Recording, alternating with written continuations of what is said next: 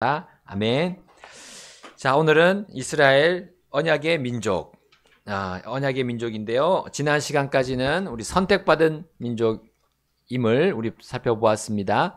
그래서 12지파에 대한 부분들, 그리고 이스라엘의 이름들, 또 이스라엘을 선택하신 그 성경의 역사들을 잠깐 또 살펴보았습니다. 자, 오늘은 언약의 민족입니다. 언약의 민족. 자, 그 첫 번째 단락 우리 함께 읽어볼까요? 자, 첫 번째 단락 하나님은 시작. 하나님은 자신의 택하신 민족을 다루시는 일에 있어서 그들과 다수의 언약을 세우셨습니다. 언약이란 간단한 의미로 둘 또는 그 이상이 함께 동의하는 것인데 언약은 조건적일 수도 있고 무조건적일 수도 있습니다. 예. 그래서 조건적인 언약은 우리 내가 이렇게 하면 내가 이렇게 하겠다. 너가 이렇게 하면 내가 이렇게 하겠다. 그다음에 무조건적인 언약은 내가 어떻게 하든지 상관없이 내가 이렇게 하겠다. 자, 이겁니다. 우리 하나님께서 이 두 가지의 언약을 가지고 성경에 사람들과 함께 그 약속을 맺었어요.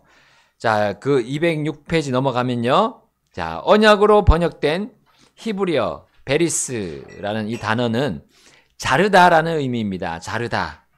자, 이것은 고대의 언약을 맺는 방법인데요. 자, 어떤 식으로 언약을 맺냐면 여기 그림에 나온 것처럼 짐승을 죽여서 그 사체를 잘라 땅에 나누어 놓고 그 사이를 이렇게 걸어가는 것이었습니다. 자, 이 행동의 상징은 어떤 의미냐면 내가 준행하기로 동의한 것을 행하지 않을 시에 바로 이 짐승에게 일어난 일이 나에게도 똑같이 일어날 것이다. 자, 굉장히 좀 무서운 일이죠. 굉장히 엄중하면서도 이 약속을 지키지 않을 시에는 참 큰 벌이 있을 것이다라는 것을 보여주는 겁니다. 서로 이것을 이렇게 하면서 그 언약을 지키기로 맹세를 하는 거잖아요. 자, 우리 예레미야서 34장 18절에 이렇게 나와 있습니다. 파란 글씨로 되어 있는 녹색 글씨로 나오는 거. 그것의 조각들 사이로 지나갈 때 내 앞에서 맺은 언약이라고 했습니다. 자, 그러면 우리 성경에 나오는 언약들의 개수를 한번 보겠습니다. 언약들이 얼마나 있는가? 자, 또 어떤 종류가 있는가? 자, 구약 성경에 언급된 하나님과 사람 사이에 맺어진 언약은 6개라고 했죠. 자, 그 첫 번째는 무슨 언약, 누구와의 언약이죠? 노아의 언약. 노아의 언약입니다. 창세기 6장 18절. 여기 노아와 하나님 간의 그 언약입니다. 자, 그 언약은 이제 방주로 그 노아와 노아의 가족들을 들어오게 하고 이제 그들을 멸하지 않겠다는 언약입니다. 자, 이거는 조건적인 언약인가요? 무조건적인 언약인가요? 무조건적인 언약이죠. 네, 이것은 바로 구원의 언약입니다. 하나님께서 구원을 주시는 것은 무조건적인 언약입니다. 자, 그래서 하나님께서 또 이제 그들에게 약속하신 하나의 또 언약이 있는데 그 노아와 노아의 가족들에게 언약하신 거. 자, 이게 무지개죠. 그래서 한 가지 언약을 또 주셨어요. 이제 그 홍수가 끝난 다음에 이렇게 말씀하셨죠. 내가 보라, 내가 내 언약을 세우되 너희와 너희 뒤를 이을 너희 씨와 맺는 언약이라고 하셨고 11절을 보니까 다시는 모든 육체를 홍수의 물들로 멸하지 아니할 것이며 또 땅을 멸망시킬 홍수가 다시는 있지 아니하리라. 자, 13절에 보니까 내가 내 무지개를 구름 속에 두노니 그것이 나와 땅 사이에 맺은 언약의 증표가 되리라 했습니다. 자, 그리고 16절에도 보니까 무지개가 구름 안에 있으리니 내가 그것을 보고 하나님과 땅 위에 있는 육체를 가진 모든 살아있는 피조물 사이에 맺은 영존하는 언약을 기억하리라 하셨습니다. 자, 그러면서 이제 더 이상 물로 이 땅을 완전히 멸하지 않으시겠다라고 분명히 약속하셨습니다. 그 전과 같은 대홍수는 없겠다고 하나님께서 무지개를 세우면서 언약을 하셨어요. 자, 이거는 하나님의 무조건적인 언약으로 우리는 볼 수 있겠습니다. 자, 이제 두 번째, 아브라함의 언약입니다. 아브라함의 언약, 우리 창세기 12장 1절에서 7절에 보면, 갈대아 우르에 있던 아브라함에게 하나님께서 약속하신 겁니다. 여기 보시면, 내 고향과 내 친족, 내 아버지 집에서 나와서 내가 내게 보여줄 땅으로 가라. 그러면, 내가 복을 주어 내 이름을 크게 하고, 또 너를 축복하는 자에게 복을 주고, 너를 저주하는 자에게 내가 저주를 내리겠다 하셨습니다. 그래서 그 언약에 또 함께 그 동참을 하면서 아브라함이 하나님을 경배하는 장면입니다. 자, 이제 한 번만 하신 게 아니라 또 아브라함에게 여러 번 언약을 보여주셨어요. 거기 보니까 13장에 또 아브라함에게 이르시되 너는 눈을 들어 내가 있는 곳에서 북쪽과 남쪽과 동쪽과 서쪽을 바라보라. 그래서 이 사방 모든 그 땅을, 그가 밟는 그 땅을 그에게 줄 것이다 라고, 그리고 그의 씨에게도 영원히 줄 것이다 라고 언약을 맺으십니다. 그래서 우리 현대에 와서는 이스라엘 백성들이 이 언약을 기억하고, 저는 지난번에도 말씀드린 것처럼 그들의 영토가 그 하나님 말씀 성경에 따라서, 구약의 성경에 따라서 그 영토를 자기들이 생각을 하고 하나님께서 주실 것을 믿고 그들이 영토에 대한 그런 생각을, 계획을 가지고 있다는 사실을 우리 지난 시간에 봤습니다. 자, 그 다음에 17장, 우리 15장 넘어가서 17장에 보시면 특별히 그의 씨에 대한 또 언약을 말씀하셨어요. 이제 아브라함이 이제 99세였는데 여전히 아들이 있었나요? 그때 없었잖아요. 그때 이렇게 말씀하십니다. 내가 너와 너 사이에 내 언약을 맺어 너를 심히 번성하게 하리라 하시면서 4절에 보니까 내 언약이 내게 있으리니 너는 많은 민족의 아버지가 될 것이다 하시면서 이제 그의 이름이 아브라함이 됐죠. 자, 7절 말씀 보면 영존하는 언약을 삼고 너와 내 뒤를 이을 내 씨의 하나님이 되리라 하셨고요. 9절 보니까 그러므로 너는 내 언약을 지키고 너와 내 뒤를 이을 내 씨도 그들의 대대로 그리할지니라. 10절에 마지막에 그 언약의 증표로 할례를 주시는 장면이 나옵니다. 그래서 이스라엘 백성들이 다 할례를 받고 그 할례를 보고 하나님께서 우리에게 언약을 주셨다라는 걸 기억하게끔 하셨던 겁니다. 자, 여기까지가 이제 아브라함과의 맺은 하나님의 언약이었습니다. 어떤 부분은 이제 또 무조건적인 언약도 있고 어떤 부분은 또 조건적인 언약이 있었습니다. 자, 이제 세 번째는 누구의 언약이죠? 3번 모세의 언약입니다. 모세의 언약. 자, 출애굽기 19장 5절. 자, 이건 모세와 또 모세가 이끌던 이스라엘 백성과 맺으신 언약입니다. 자, 이거는 조건적인가요? 무조건인가요? 네, 조건입니다. 내 언약을 지키면 하니까요. 그래서 그렇게 지키게 되면 너희는 뛰어난, 어떤 백성보다, 어떤 민족보다 뛰어난 보물이 될 것이다 하셨어요. 자, 그러면서 밑에 또 더 자세한 것이 나오죠. 제사장들의 왕국이 되고 거룩한 민족이 될 것이다 라고 말씀하셨어요. 그래서 온 백성이 8절에 보니까 함께 응답하여 이르되 주께서 말씀하신 모든 것을 우리가 행하리이다 하였더라. 이에 모세가 백성의 말들을 주께 전했다 했습니다. 이제 계약이, 그 언약이 성립되는 것을 우리 볼 수가 있습니다. 그래서 모세가 시내산에 올라가서 하나님께서 주신 말씀, 직접 하나님께서 새기신 무슨 돌판이죠? 십계명 돌판을 받고 내려왔습니다. 자, 그 다음에 네 번째, 팔레스타인의 언약이다 했습니다. 팔레스타인 언약. 자, 이것은 이제 새로운 그 다음 이스라엘 백성들, 이집트를 나온 백성들 중에 새로운 세대가 있죠. 처음에 나온 백성들은 다 그 광야에서 다 20세 이상 다 죽었습니다.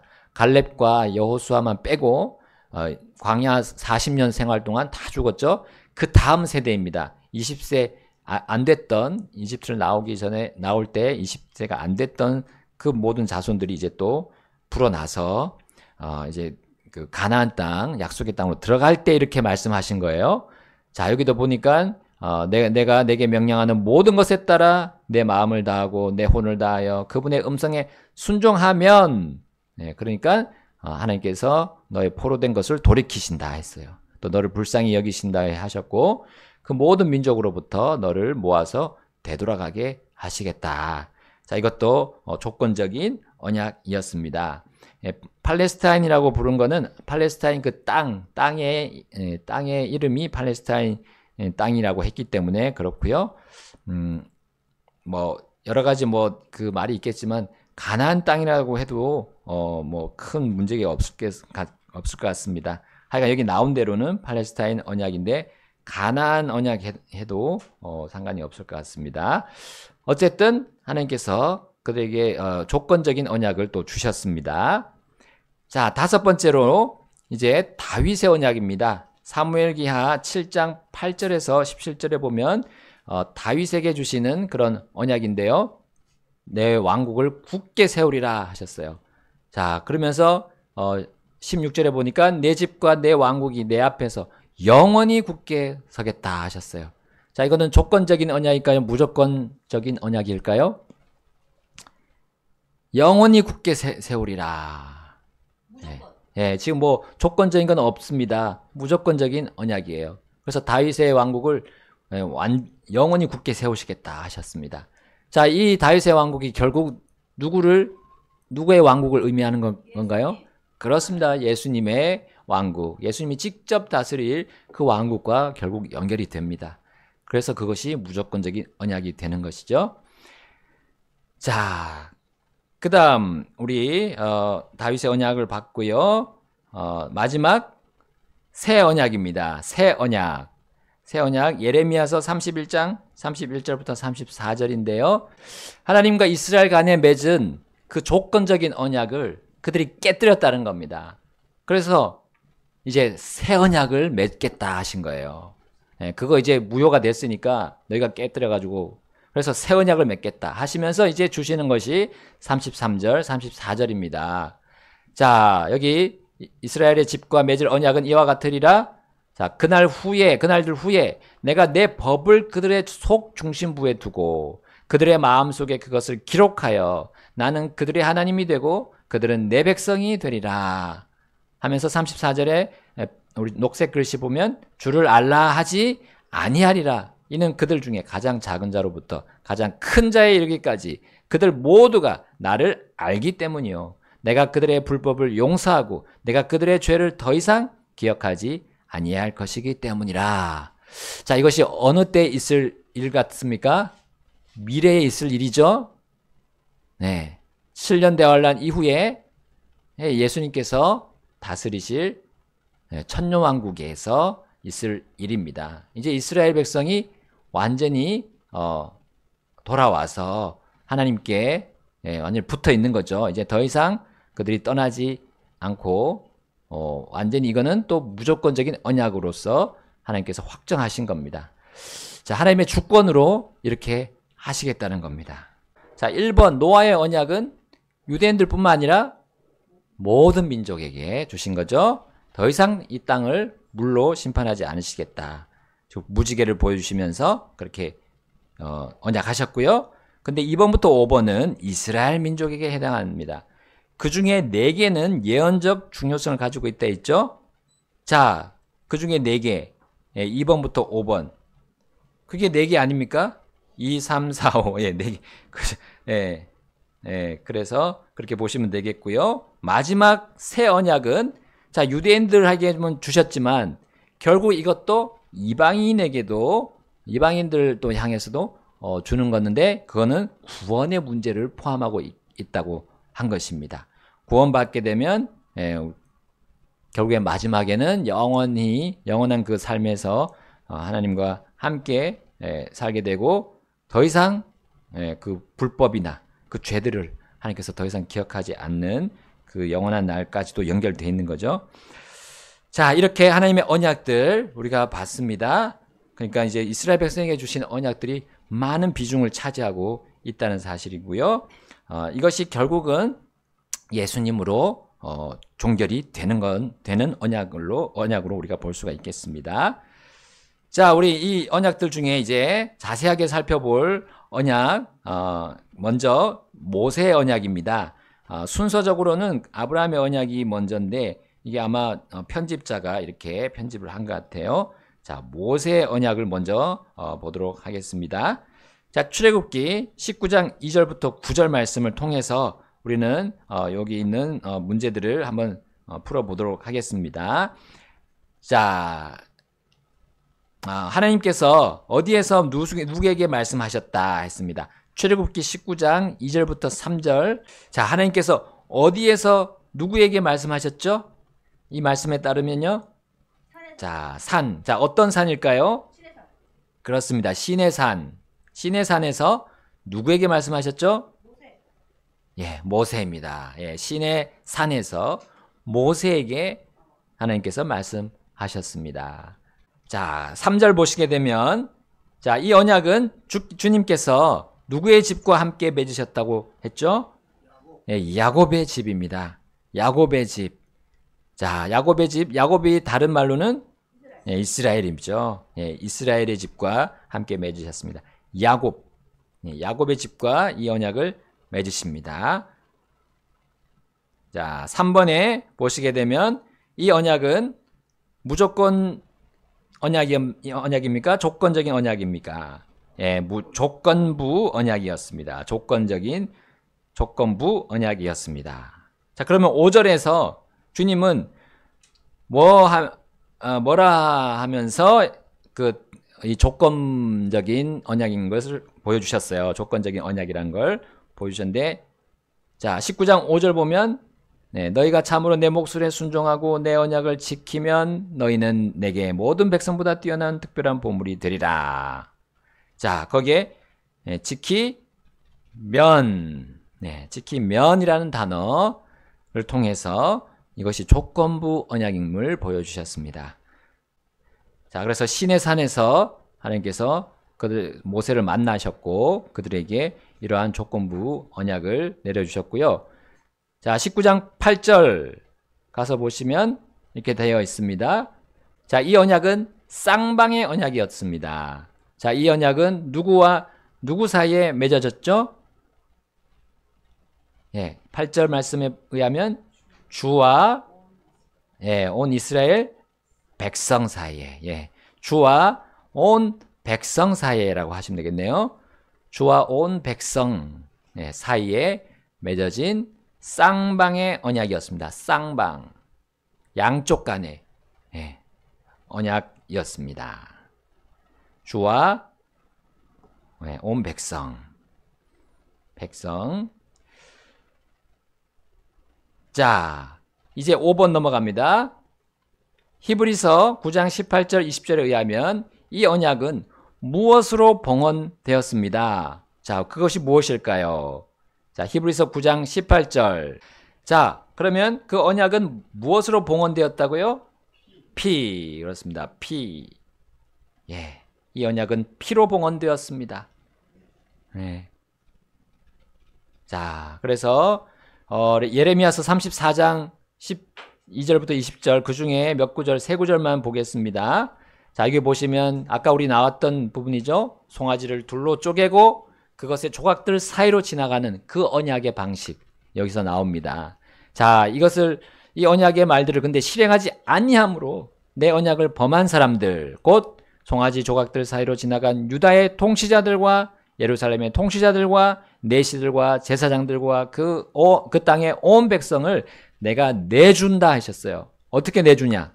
내가 심지어 그들의 원수들의 손과 그들의 생명을 찾는 자들의 손에 그들을 내주리니 그들의 죽은 몸들이 하늘의 날 짐승들과 땅의 짐승들에게 먹을거리가 되리라. 끔찍한 그 언약에 대한 범한 사람에 대한 그것이죠. 이 저주고요. 형벌입니다. 그러니까 하나님이 정말 이 피로써 언약을 맺은 건데 이것에 대해서 가볍게 여기고 범한 사람들에 대해서 범한 것에 대해서 하나님께서 정말 큰 형벌을 내리시는 장면을 우리 볼 수가 있습니다. 그래서 결국 이스라엘 백성 또 유다 백성 모두가 북왕국과 남왕국 모두가 그렇게 이러한 결과를 보게 되었습니다. 자, 6번 넘어가서요. 야곱의 집은 자, 이집트로 내려갈 때는 가족이었습니다. 이스라엘이 이집트로 내려갈 때 가족이었지만 자, 그곳에서 나올 때는 큰 민족을 이루었죠. 자, 모세의 언약은 이 새로운 민족을 다스릴 하나님의 법이었습니다. 그래서 우리 율법이라고 부르는 그 율법, 이 세 가지 법이 그 율법 안에 들어있어요. 자, 그 첫 번째가 도덕법입니다. 자, 도덕법. 도덕법은 우리 잘 아시는 명령이죠. 하나님의 명령인데 자, 여기 신명기 4장 13절에 이렇게 나와 있습니다. 자, 몇 가지 명령이죠? 10가지 명령. 우리 보통 무슨 계명이라 하죠? 10계명. 한글로 10 적으셔도 되고 숫자로 10 적으셔도 됩니다. 10계명. 그 안에 이 도덕법이 다 요약이 되어 있습니다.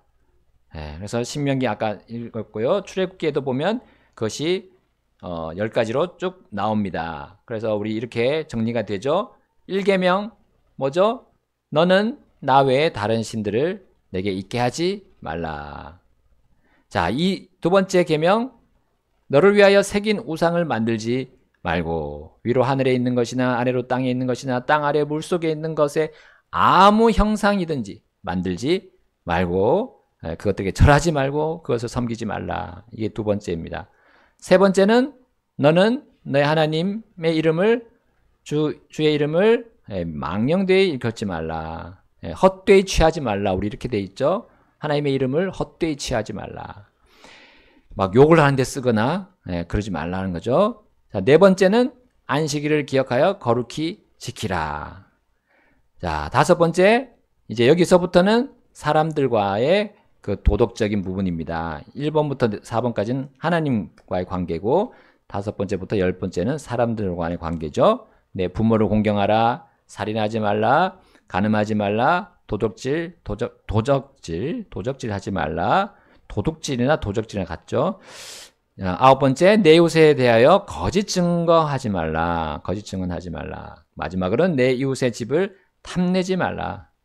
이웃에 가지고 있는 모든 소유물에 대해서 탐내지 말라.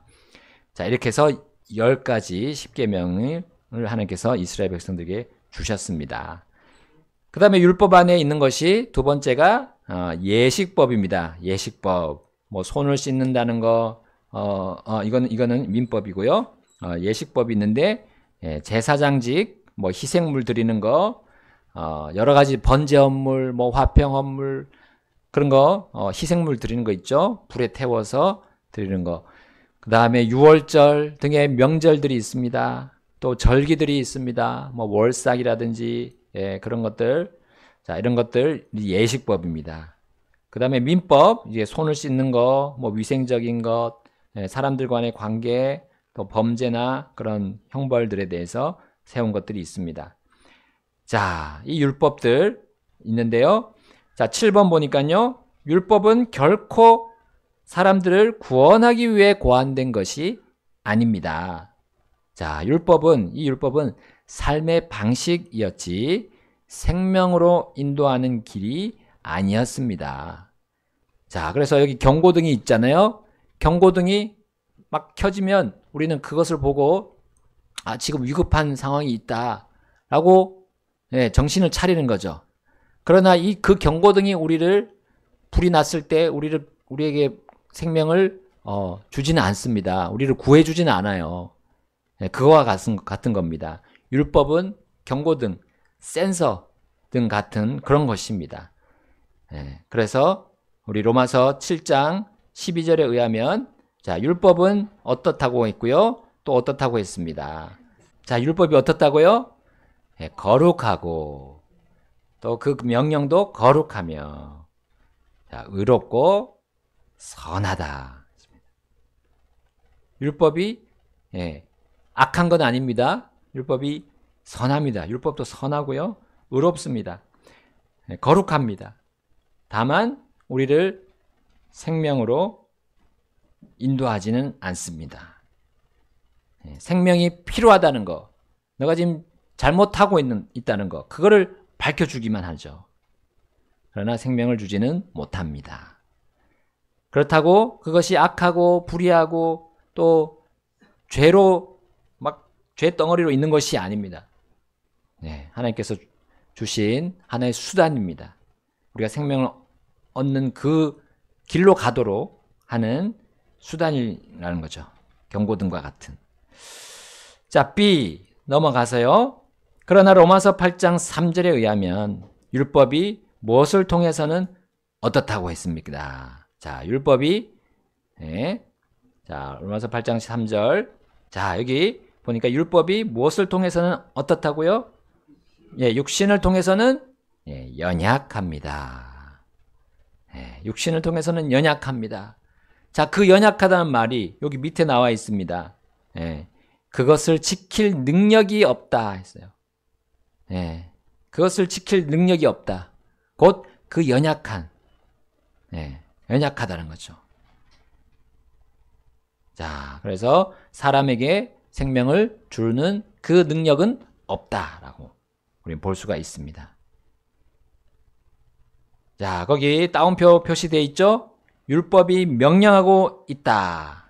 그러나 그 율법은 나에게 뭐도 못 주고, 뭐도 못 준다는 거죠? 손도 주지 못하고, 발도 주지 못한다. 율법은 그냥, 매만 딱 들고 있다는 거죠. 죄에 대해서 지적하고, 너는 정죄하는 거죠. 자, C. 넘어가서요. 로마서 3장 20절에 의하면 율법은 사람이 뭐를 어떻게 하도록 의도되었습니다. 3장 20절. 자, 율법은 사람이 뭐뭐 하도록 의도되었다고요? 죄를 알게 하도록 의도되었습니다. 죄를 알게 하도록. 죄를 알게 하도록. 하나님께서 만드신 거죠. 그것으로 계약을 맺었습니다. 언약을 맺었어요. 이스라엘 백성과. 또 우리와도 맺었습니다. 자, D. 마지막 D. 율법은 우리를 누구께로 인도하는 무엇입니다? 그리스도께로 인도하는 훈육 선생입니다. 그렇습니다. 갈라디아서 3장 24절에 나와 있습니다. 그리스도께로 인도하는 훈육 선생입니다. 자, 오늘은 여기까지 하겠습니다. 시간이 많이 지났네요. 하나님의 언약을 받습니다. 이스라엘에게 주신 언약, 특별히 율법이 이러한 특징을 가지고 있습니다. 이것에 대해서 우리가 지키지 못한다는 것을 하나님께서 보여주시는 거죠. 우리가 하나님의 율법을 다 지키지 못하는 죄인이란 사실을 하나님의 이 율법을 통해 우리에게 보여주시고 마치 훈육 선생처럼 하지만 결국은 그리스도께로 인도하는 그 단계입니다. 단계라고 보시면 되겠습니다. 그래서 이것이 악하지 않고 선합니다. 율법도 선하고 의롭고 거룩합니다. 그러나 그것은 우리에게 생명을 줄 수 없습니다. 그리스도만이, 우리 예수님만이 우리에게 생명을 주시는 분이십니다.